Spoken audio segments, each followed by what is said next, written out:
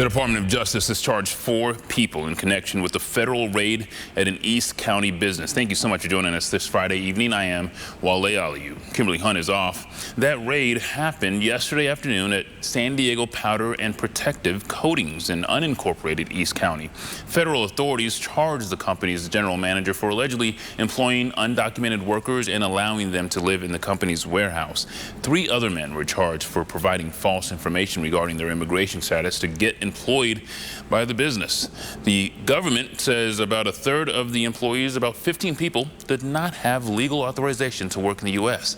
ABC 10 News reporter Madison Weil returned to the business and spoke with family members of people detained during the raid. One day later, some family members of those arrested tell us they have little or no information about their loved ones. I just spoke with the owner of this business, San Diego Powder and Protective Coatings.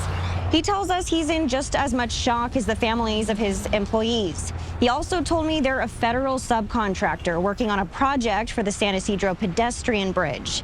He says he believes 7 employees were taken away by federal agents, though that number has not been officially confirmed to us by ICE.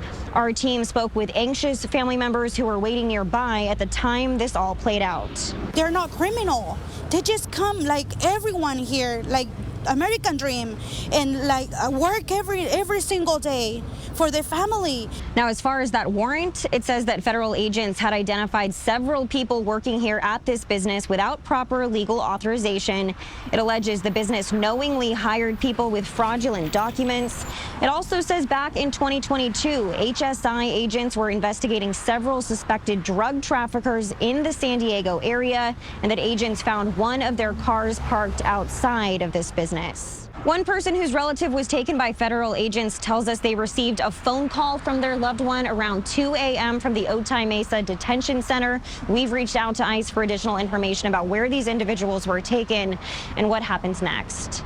In El Cajon, Madison Weil, ABC 10 News. That operation happened in unincorporated El Cajon, so it was not within the city of El Cajon limits. Hours ago, we spoke to El Cajon Mayor Bill Wells. He's been a strong supporter of a tough immigration stance. He says when immigration officials do an operation, he only finds out a short time beforehand, and it is not normally at a workplace. This is the first I've seen like this. They've been doing these raids all around the country, and the focus, as you well know, are these criminal gang members and cartel members. So it would be very surprising to me if we're at a stage in the operation where we've run out of dangerous criminals to go after, and now we're going after workplace violations. Immigration has been a big topic in El Cajon over the last few months. In February, we reported the city council voted to comply with federal immigration authorities and help remove migrants who committed certain violent crimes. We also spoke with USD professor and immigration attorney Tammy Lynn. She talked about the importance of having documents on you to prove your status in the country.